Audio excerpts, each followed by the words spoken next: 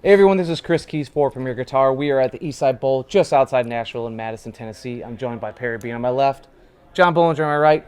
We are going to do something new and fun and exciting. We're just going to talk, literally about stuff we do, stuff we saw, and stuff we've heard, and things that are coming down the pipe, whether it's gear, music, and maybe, I don't know, food. I don't know. Who knows? It's We're what just we gonna do talk. anyway. It's what we do. Yeah. People have suggested we should just fire up the cameras and just, I guess, for lack of better terms, talk shit. Yeah. So let's go. From time to time, you know, people are like, well, what goes on behind the scenes at the Rig Rundown? 90% of it is us sitting around just chewing the fat. And the thing that should be worth noting that sometimes it shocks the bands themselves or the crew is when we roll up, it's us. It's just us. So if you don't see one of us on camera, then we're behind camera. Yeah, there's that. Yeah, we're always loading gear. We're doing the thing, all of us. One for all for one. So a little shameless self-promotion. We are going to go right into a Rig Rundown recap segment. Love it.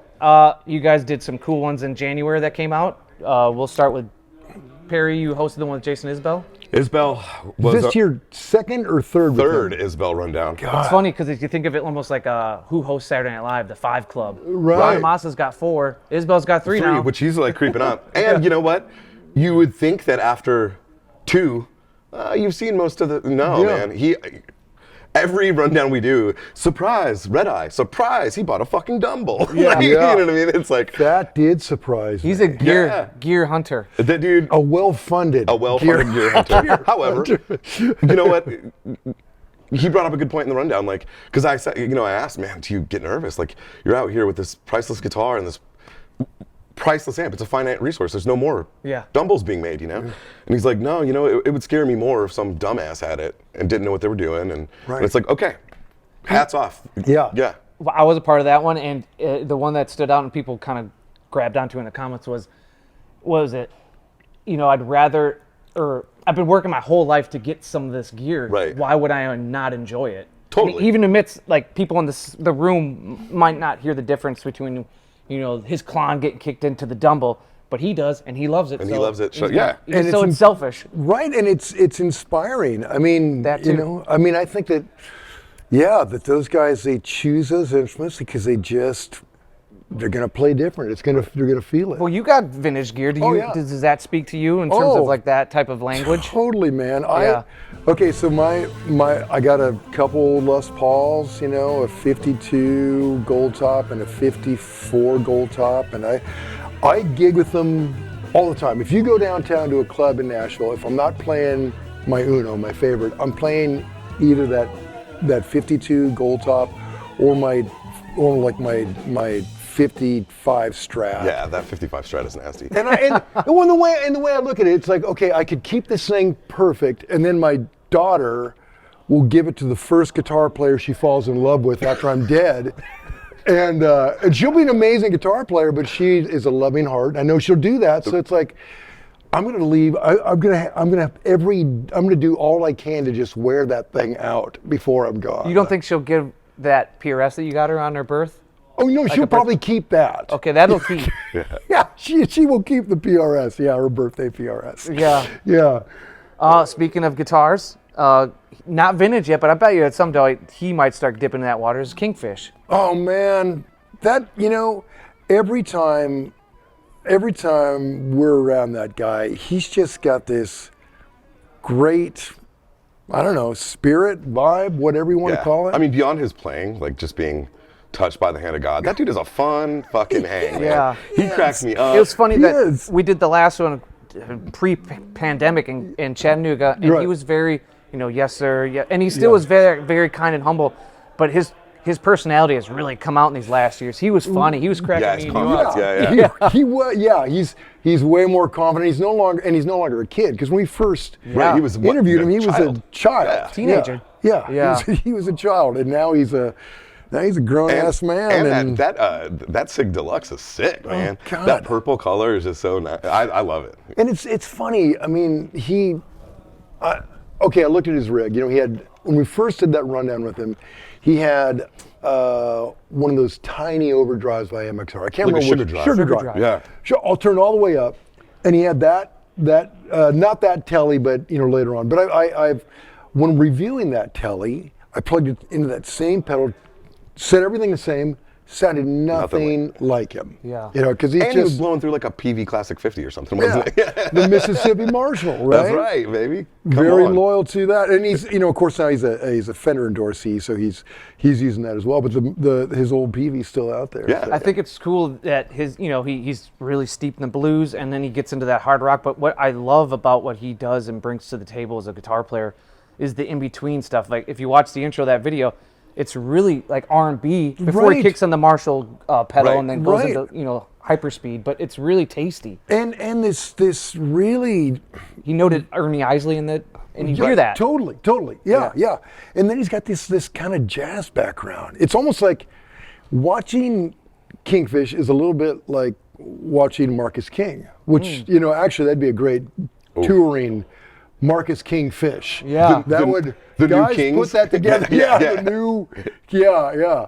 Marcus King Fish, that would be a great tour. Right. That'd be a Or guitar album. showdown. Yeah, they're both amazing. Yeah, Incredible singers. It's like incredible- that dude's native language is fucking guitar. Like, Yeah. you know what I mean? Yeah. I don't know that he would even necessarily be the best teacher if you weren't on a level that he's on to be able to communicate that stuff because it's so fluent to him. Yeah. It's just Yeah. like, Yeah. it's He's wild. definitely a sponge in terms of he absorbs it and then it becomes part of his vocabulary. And he's Right. one of those very, very unique cats that like does not flub. Yeah. You know, I've never heard him play a wrong note. Yeah, man. Ever. How's the cat always land on its feet, right? Right. I mean, Like 'cause- that dude still has 9 lives. Yeah, because I mean, there's stuff he's doing where he's stumbling and he still sticks to landing. You know. Yeah, Well, wow. moving on to a rig rundown that came out again, and it's more of I want to ask a question to you, John, is that it actually was filmed here, rock and roll mecca of Madison, Tennessee, was Wolfmother. Right. Andrew Stockdale came from all the way from Australia, but apparently that didn't really impact it. He does it wherever he goes. He does not tour with amps or cabs. You know, sometimes we'll see guys with the modeling stuff, but then still have a cab.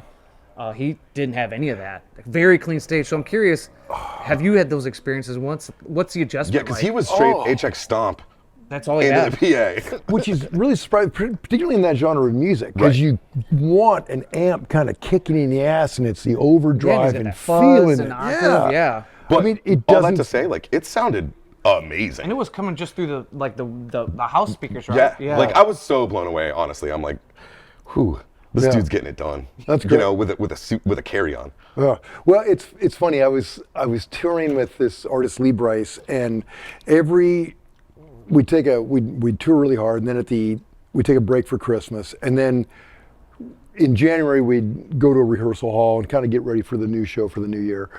And I showed up one year to this rehearsal, and my amps were gone, and they had 2 different modelers in place, you know, one for steel and one for guitar. And I'm like, where's my amps? And Wayne Pauly said, John, we knew if we talked to you about this, you'd give us, you know, you would say push. no. Yeah, you'd push.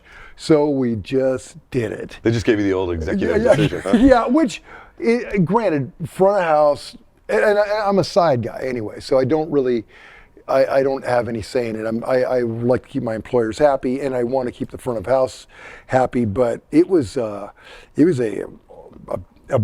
huge adjustment, and I did not like it at all. Out of curiosity, what was the decision based on? Were they trying to lower the stage volume? Was it a front of house decision strictly? Money.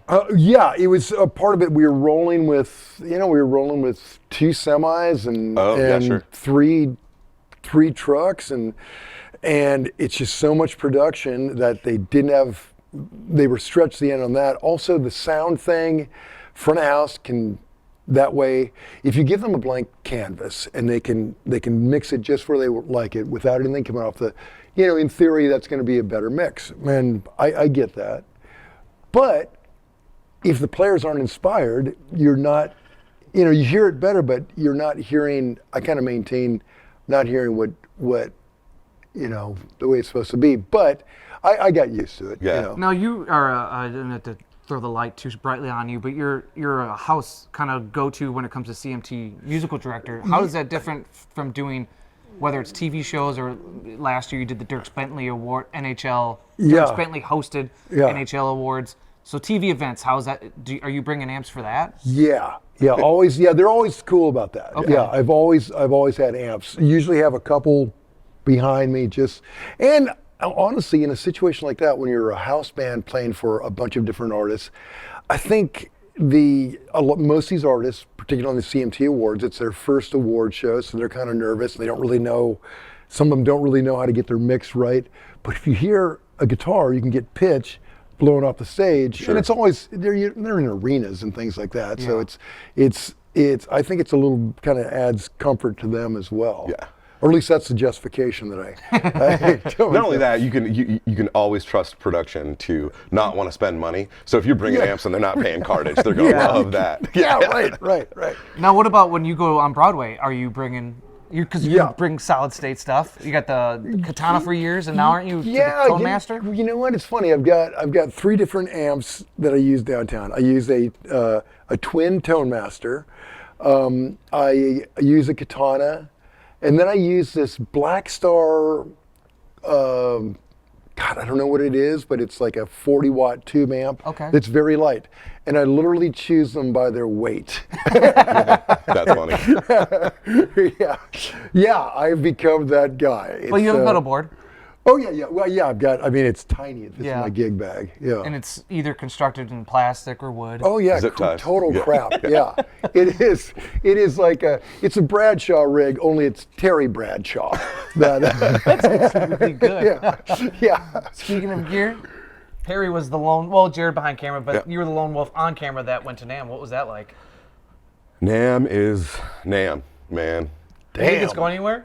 No, Except for no. like I think- offshoots and. You know, it's funny. Starting off. I think obviously the pandemic rocked the whole industry and everyone was confused and didn't know what was happening. And it has taken a couple years to get back in the swing of things. I personally don't suspect that summer NAMM in Nashville will be a thing going forward. Okay. But I do feel like NAMM was kind of back. This year, it was a lot of green to cover. There was a lot of brands, you know, a lot to see. I think companies, especially bigger ones, really got used to the model of this is when we release new gear and stuff like that, which totally got blown, Yeah, where people adrift. just bringing stuff out. Right, and there was kind of no, I don't know. I think not only does the industry like that, but NAMM people like that, like people that go to NAMM, like in one way, it's like summer camp. It's like, oh man, it's good. I get to see my buddies and techs and people that I haven't seen in a while. But on the other hand, it's hell because we all get so sick. I was never so sick in my That's life. right. Our that's whole right. team of all This is the the first time I've seen you since then. yeah, man. Like You've been in quarantine. we sent like 9 guys to NAMM, like 7 came back with COVID. It was just brutal. Ted's still going to the Ted- doctor to get Ted- checked up on his lungs. Poor Ted, our senior editor, he not only That guy. he not only got COVID, but now he got bronchitis caused by COVID, which And he's, he's 60s, so it's it's scary, man. Yeah. As a matter of fact, my doctor, it was, I've had COVID before and I'm vaccinated and all that. And this was particularly brutal. As a matter of fact, I almost drove myself to the hospital on one of the nights. And my doctor was like, I think you either got 2 simultaneous strains of COVID or Congratulations. Cocktail. or the flu with COVID at the same time.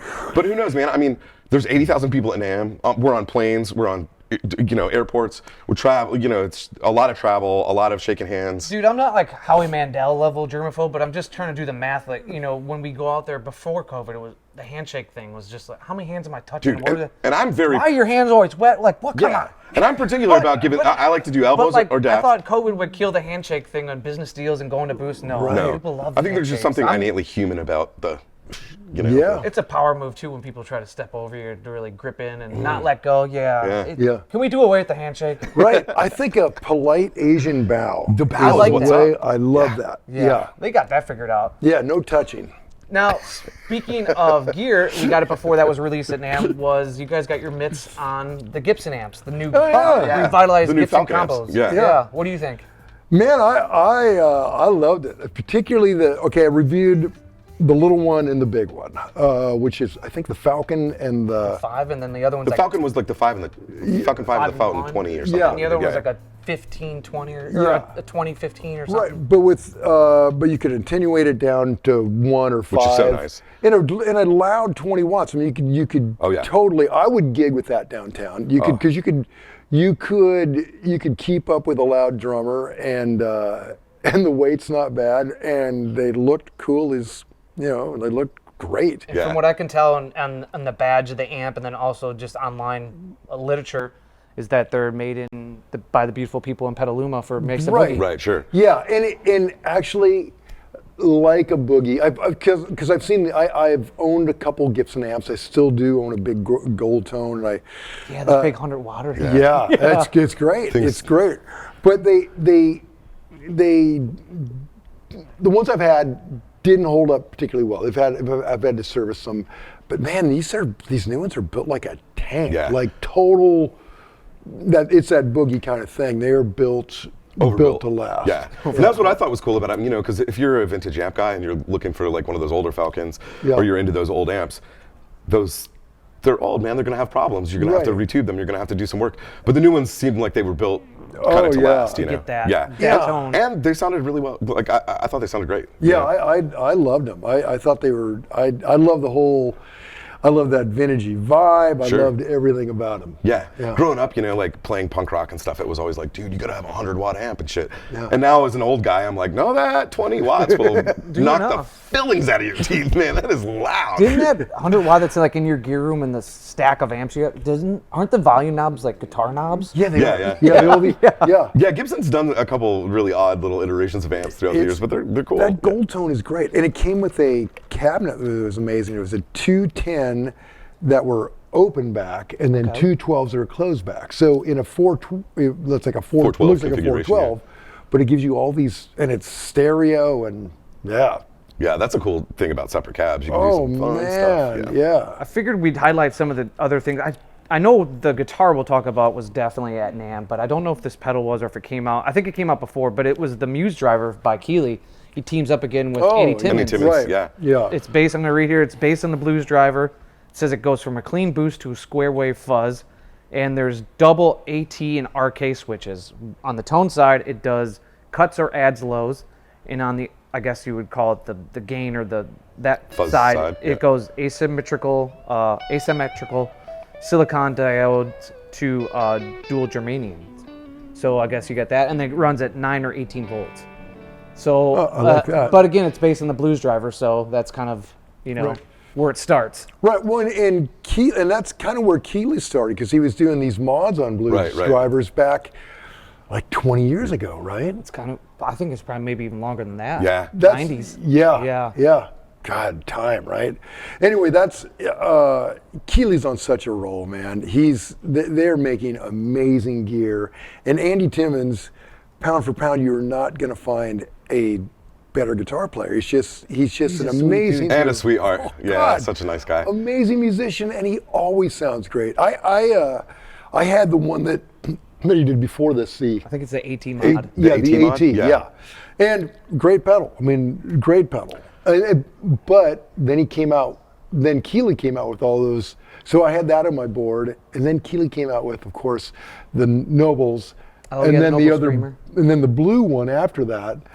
And I like that one even more. But I haven't tried the Muse driver yet. But God, they're on such a roll, I imagine. They did the Halo too. The Halo. Yeah, Halo's that was incredible. so cool. I Yeah. love Robert's stuff because it's like, if you're a blues driver guy, okay, it's that plus a lot more. Like Yeah. everything he makes, even the Nobles, the Right. It's like, okay, it's that plus so much more. you know? Exactly. He gives you the original, and then lets he you- gives you all these the options sonic to mod it. options. Yeah, I am so impressed with all that stuff. Yeah. Yeah, there's always a Keeley on your board, I feel like. Oh, Whether yeah. on some capacity or not. Oh man, yeah. That's my favorite pedal company. They're just they sound great. They hold up. Like I play a lot, and they don't quit on you. I heard you're born to play. born to play, man. I got one thing. I got one. I'm not saying I'm any good at it, but it's the only thing I got. So.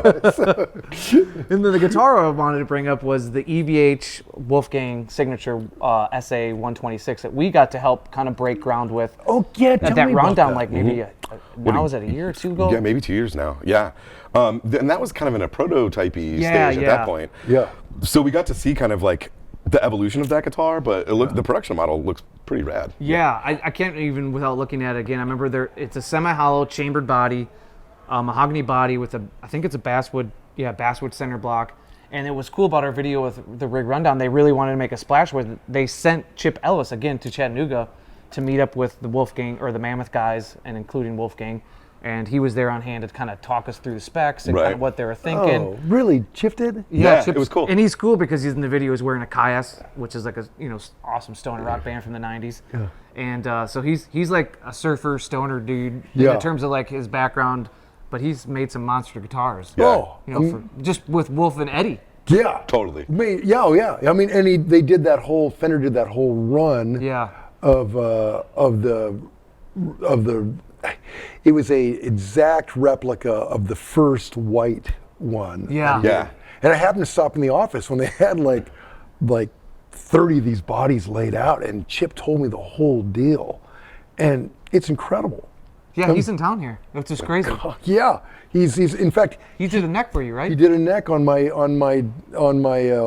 69 thin line telly. Yeah, and what's so amazing about Chip is he was there to see all of it and was instrumental in these instruments. Yeah. Right. You know. Right.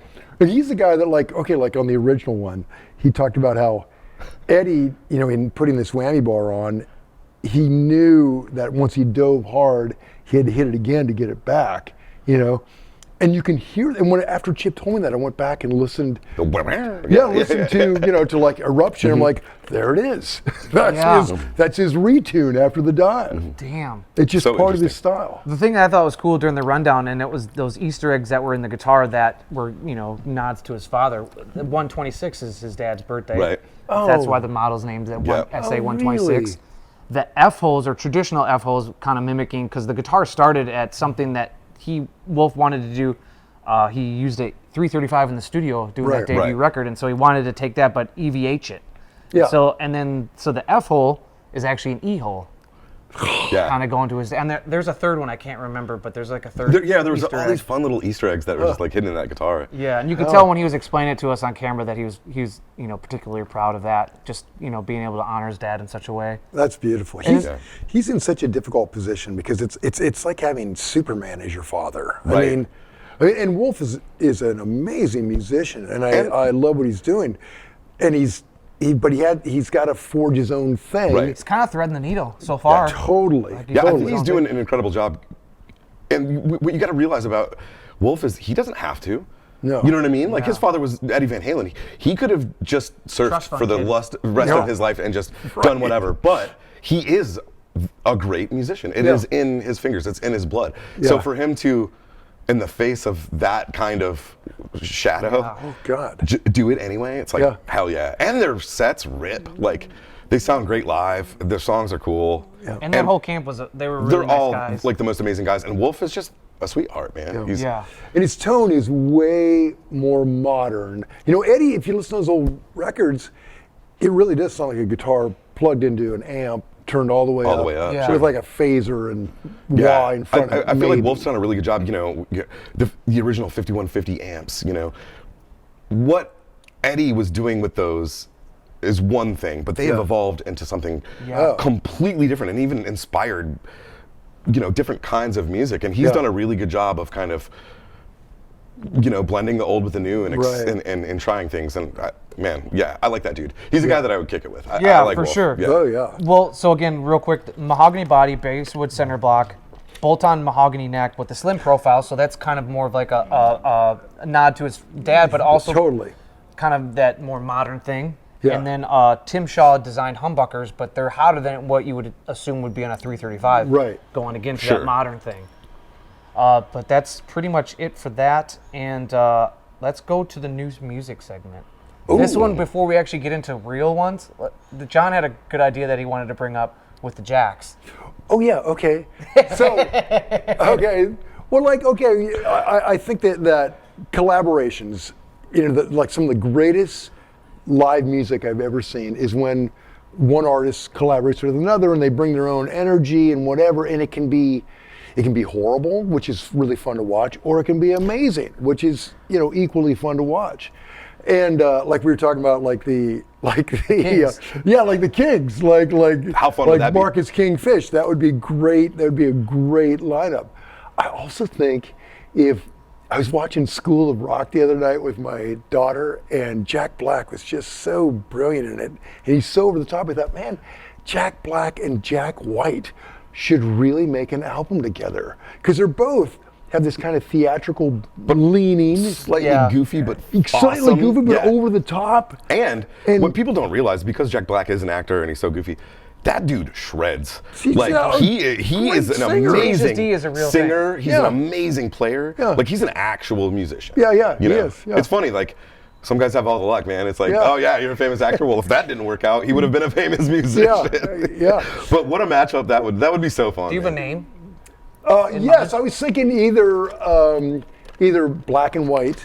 Now, of course, Jack, you can choose whatever you like, but my suggestions were your album is Black and White, or Jack Black White, or Jack White Black, or So plenty of options. Yeah. A Jack Off. Either way. Jack Off. Yeah. I would love to see the cover of that album. John. Yeah. I mean, it works on so many levels. So, guys, I'm throwing it out there. I would just, as a fan of both your work, I would love to see that. That'd be so fun. If you want to bring Kyle, KG along, Yeah. bring him, man. Like, Yeah. dude shreds. Bring the Raconteurs and KG and let's see what happens. Right. Get Benson in there. Yeah, like let's go. Yeah. Well, real music that has been happening, not to say that this dream collab may or may not happen, but the one thing Based that on happened this video, yes. is Pearl Jam has a new record coming out called Dark Matter, coming out April 20th, and it's produced by Andrew Watt, who I guess kind of got started when it came to big names was with Miley and Justin Bieber, but recently did Ozzy's last album, did Iggy Pop's last record, and Post Malone. So Really? a heavy hitter when it came to production work. Wow. In the And last how many years? All over the map. Yeah. So any interest? Pearl Jam does I know where you stand, but we'll get to that. But where do you feel about? It was never my thing, and that's it. I mean, it just was never my thing. Not taking nothing away from them, just it's like some things are like a dog whistle. You just don't hear them. Yeah, that's fair. Yeah. That's where you're gonna leave it. Okay. Well, I mean, you don't have nothing nice to say. No, I'm just kidding. The great, it's a legendary band. They've been around forever. Yeah, legendary band. I grew up in the 90s, and I didn't like it then. I still do not. Okay, so they had another record come out years ago, Gigaton, and I'm sure there's diehard fans that eat up everything they do. But I saw them at Bridgestone, I want to say 2 years ago in September, so it'd be 2021 maybe, 2022, and with a band that deep, because they have so many records, especially from the 90s, that have the hits, it was kind of like a greatest hits show. Yeah. And they came out, they started with Nutshell, which was cool, because that was an Alice in Chains Sure. cover, and then they ended with Yellow Ledbetter, which is a great guitar song. It's, especially with McCready, he kind of ended it just by himself on stage. It was a fun night with them highlighting a lot of their best work. But yeah, I don't know how much people, I don't want to say care, but how much people are, even the most diehard fans are still tuning into everything Pearl Jam has to say and offer in terms of sales. At this point, they're a legacy act. Who knows? I Totally, mean, I'm totally. sure they're selling out every show that they play. Yeah, Bridgestone was packed when I saw them. Yeah, there's no doubt about that to me, and more power to you. If that's your thing, that's awesome. I feel like for a lot of people, they were just at the right age when 10 hit, and it just, and that's like kind of how I feel about it. Like I was a teenager when 10 came out, and I remember thinking, okay, because I was into grunge. I was really, really interested in other kinds of music, that weren't Phil Collins or whatever my mom listened to, in the very early 90s. But, it was just one that didn't really grow with me in a way that maybe Alice in Chains or Soundgarden did. Would you say those two bands are more like kind of your lane when it comes to like grunge or early 90s Seattle music? Yeah, I feel like that was my introduction, and then I kind of went down the failure rabbit hole, and yeah. I feel like in a lot of ways, that shoegazy grunge sound in the 2000s coalesced with like emo and metal in a lot of ways that became hardcore, post-hardcore, you know, Midwestern emo and stuff like that, and then stuff that I actually really got into. But yeah, you know, Pearl Jam was not in that lane where Soundgarden was. I feel like they were more grunge based on geography than it was tone or music. Totally. Because they were, to me, it was a rock band. 100%. But they just happened to be from Seattle, and it happened to be the 90s. And they got the flannels, and they did the whole thing. They dressed like it. Yeah. Right. It's almost like how like Deftones gets wrapped into nu metal when I don't think they are at all. Even Adrenaline, which would arguably be their heaviest album, to me that sounds more like Depeche Mode than it sounds like Korn. You know what I mean? Like. Yeah, man. I think like Deftones, because like nu metal to me is like truck stop rock. Like, totally, yeah. It's just not my thing. No, but like I could see why they are nu metal adjacent. Yeah. Well, you got to realize at the time, you know, it was before the internet. There weren't a million little subgenres of music. So heavy bands just toured with heavy bands because that's what happened. Yeah. You know. Right. You know, you got to realize like they were super heavy in a way, and so was Korn. So it made sense for them to do. You know, those kind of bands to tour together, and you know, like Slipknot, that stuff is not anything I think what the Deftones were doing or do. So it is interesting how like some of those, you know, it's like Pearl Jam where it's like right time and place. That's about the end of it. Yeah. You know what I mean? Yeah, like, yeah. To me, they're at the end of the story. They're just like they're just a rock band. Sure. That's more so than like a grunge or what I would associate with, because I think their music necessarily isn't as dark as Alice in Chains. No. Soundgarden in terms of even just not even like the heaviness, because we won't even need to go there. Just like the cloud that hangs over some of those. Right. Which they had some really dark, lyrically some dark, moving music. It's just, it was different in a way. I think it was like less junky rock. Yeah, nobody died. Right. Yeah. They're all still alive. There's no great tragedy there, you know? But like, speaking selfishly, I would totally take a Pearl Jam Rig Rundown, because those guys tour with some killer gear, and I know all our audience would love to see that. Yeah, legendary band. To say, I'm sure I would love the guys, and they're amazing humans. It's just. Yeah, no. I mean, we all have our cups of tea, and you know, hey, sometimes we like to have 2 tea bags and sometimes honey.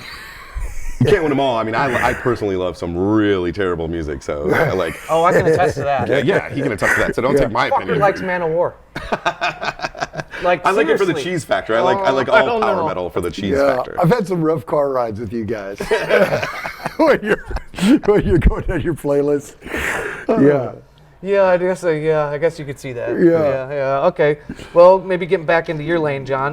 Marcus King, Mood Swings. God, man. But here's what's funny about this, and I wonder, and maybe it'll come out, and maybe it'll be on some podcast, is teamed up with Rick Rubin. Right. Did not see that pairing. Yeah, that's a really interesting coupling. Yeah, it's interesting. He apparently Rick Rubin heard something Marcus did, and just called him up out of the blue, and he was totally surprised by it. He got a call from management saying, "Hey, Rick Rubin's going to call you," and he's like, "Oh, can you imagine that phone call? Yeah." I'd be like, "Yeah, okay." I'll pull over and wait for the rest of my life. Right. Well, and his first thing, I've heard the first track, this Mood Swings, and it's great, man. I think that this could.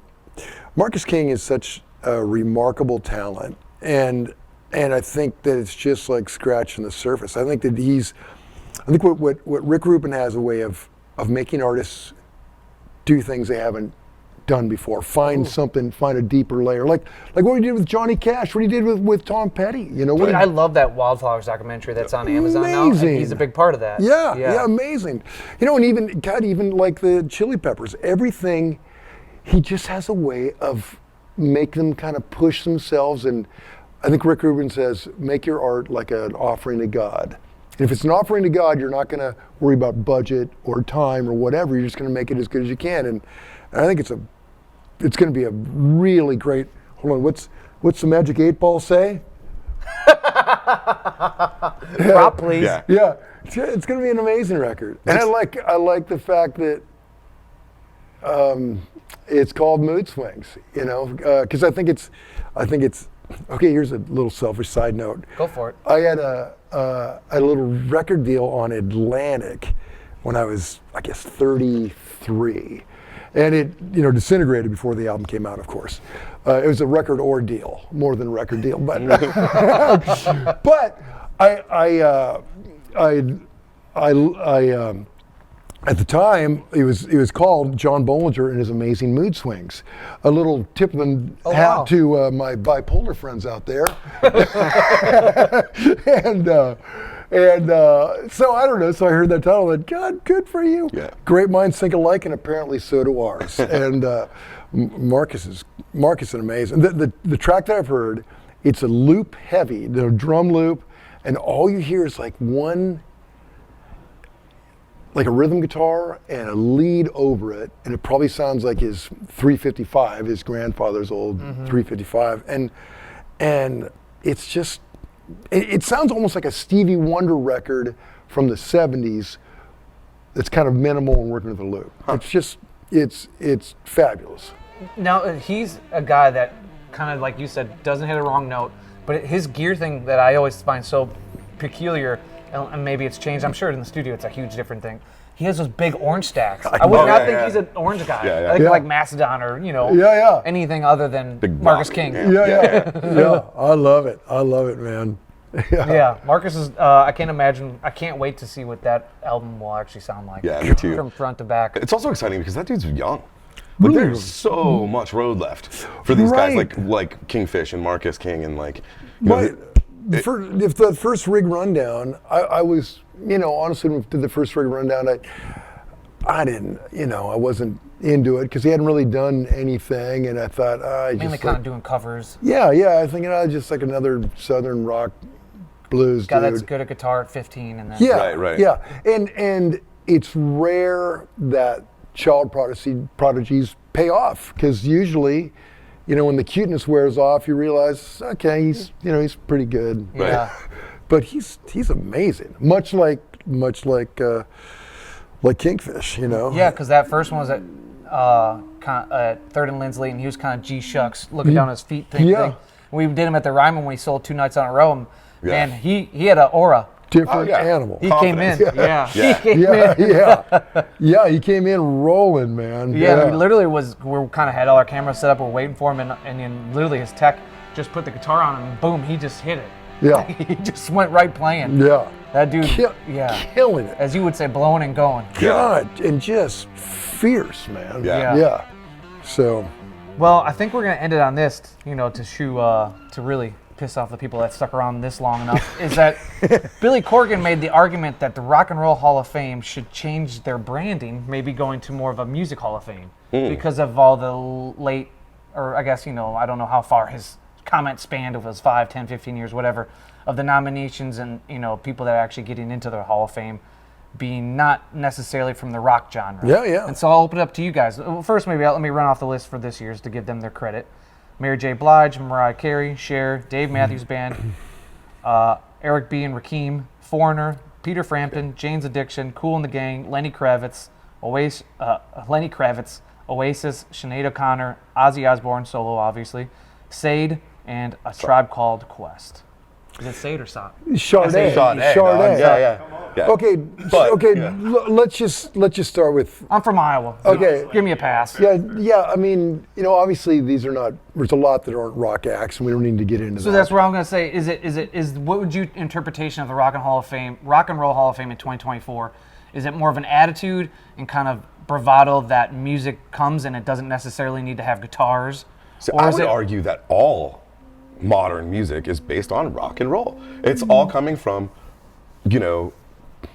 American roots music, blues music, that is an amalgamation of this thing. Whether it's R&B today, or it's R&B from hip hop or 50, it's all, old punk, cool funk. Even if it's old junk, it's still rock and roll to me, baby. Like, I feel like as a person that loves music, you're doing yourself a huge disservice by saying, I only listen to neoclassical, technical, death metal made in Scandinavia or something. It's like, there's so much music out there, dude, Yeah. However, I kind of feel that, okay, look, rock and roll, you could argue, started in like 1950. Like Sister Rosetta. Yeah.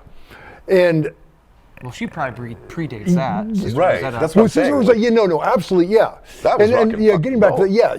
that was a predecessor to it, but it hadn't been around that long. And when they started this thing in the '90s, they had 50, 60, 70, you had like 35 years to choose from, and they used up all those guys mostly. And what I think they need to do is let it catch up, man. I mean, look at how many nominations and all these. I mean, why not take 5 years off and seriously, because if you have that many, if you're giving out, everybody gets an award. Excuse me, sorry.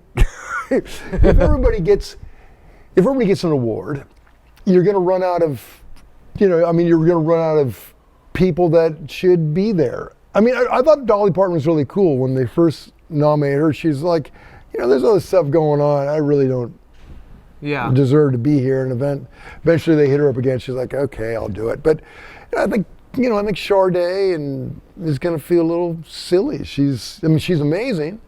Sweetest Taboo, great song, not a rock and roll song. Okay. And I don't think her whole catalog is. I think the artists feel it's a little silly, and it's just, the world needs to catch up. Take 5 years off, Rock and Roll Hall of Fame. Let there be more rock and roll, and then start giving out your trophies again. Selfishly, one of my favorite things about the Rock and Roll Hall of Fame is when artists are like, yeah, fuck off. Yeah, yeah. I think Noel Very rock Gallagher and just roll. recently was like, I think Oasis was going to be inducted, and he was like, we don't need that. Eat a bag. Get out of my face with that. Even Dolly, like, thanks, but no thanks. Yeah. It's like, okay. Like Rage Against the Machine, no one showed up. Yeah, Tom did. Tom But did, like the other guys, are like We're activists. Tom's a musician. We'll let him Right. take that. Thing, Yeah. I was at a party in LA, like, I don't know, probably about 15 years ago, and 14 years ago, 13 years ago, I don't know, whatever. What is and I was in back, I stepped outside to have a smoke, and Donovan was there. And I just watched this really beautiful acceptance speech he gave when he got his Rock and Roll Hall of Fame, award. And I went up to him and said, God, man, I just watched your acceptance speech, and it was truly touching, and I loved it. And he looked at me, and he put his hand on my face and said, my dear boy, thank you. And it's like, God damn, that was beautiful. I mean, so anyway, that's just a weird memory, but I dig it. yeah, it was great. I mean, to have Donovan touch your face and call you my dear boy. At the time, my hair was black, so I looked a little bit more like a dear boy. Do you think you'll ever bring that back? No. Once you The go jet black, no. Once you go white, there's no going back. You can't. And on the record, Betty cuts his hair. Yeah, my daughter did this. Yeah, she's 5. She just turned 7, but she did. Yeah, did a pretty good job. Yeah. Time Scissors? flies. Yeah, scissors Crayola? and a number 3. Okay. Yeah. So there are some guardrails in Yeah, the situation. It's Bumper bowling. There's for hair. been some. There's been some mistakes, but it's just it's like music. There are no mistakes. It's hair. It'll grow back. Yeah. Don't say that in front of me. Yeah. Chris, you just have way more testosterone than Yeah, me, man. Yeah, no Good low for T you. here, I guess. Hair Force 9. Hair force none. No, whatever. You got the best beard in the business, buddy. Yeah, right? Yeah. You have this ability to look like you have so many different looks. Like John. They're all angry though. Nah, not necessarily. I've seen it. It's not angry. intimidating. Yeah. Yeah, I'll go with intimidating less than angry. Yeah. Yeah. Anyway, the Rock and Roll Hall of Fame thing is always fun to me. Like, it's just how arbitrary I find it. Like, for example, Frampton's not in, right? Yeah. How's that? Yeah. Come on. Like, I mean, what is God, that shit? man, Like, right. dude. He should be in for Humble Pie. Right. I mean, and Yeah. then, it's always funny to me, like, what is in and what is not. And biggest album. Yeah, Frampton Comes Alive was one of the biggest albums ever. But they ran out of everybody else, and somebody had a grudge, and they didn't get him in earlier, and they're like, oh, we'll put him See, in now. That's the thing, the inside industry stuff that it tickles me about the whole thing, because it's like, Yeah. oh, okay. Yeah. Now he's all of a sudden good enough. Who's mad at who? Who's dating whose ex? Yeah. Why is this guy in and that guy not? And like, Yeah. oh, okay. Yeah. Yeah, and the thing about it too is like, did none of these musicians, none of these people started out their career chasing their art, their muse, to be like, I want to end up in the Rock and Roll Hall of Fame. Yeah, Yeah, right. They had goals scattered across the the universe, but none of them was to be in the Rock and Roll Hall of Fame. Yeah. Yeah, that's almost like a little icing on your cake at your retirement party. Right. The way I look at it, Yeah. it's like, oh, okay, well, you've been Yeah. doing it 40 years or whatever. Like, Yeah, yeah. let's give him an award. Like, that's how it seems to me. I don't know. Kind of like, a sunset in a way. It is. Yeah, it's Like- putting a curtain. Yeah. Yeah. Well, Yeah. let's put a curtain on this episode. Yeah. Hopefully you guys liked it. If not, well, I guess tell us in the comments. You'll 'cause let we us will know anyway. either way. Yeah. Yeah, right. We'll see you next time. Later, guys.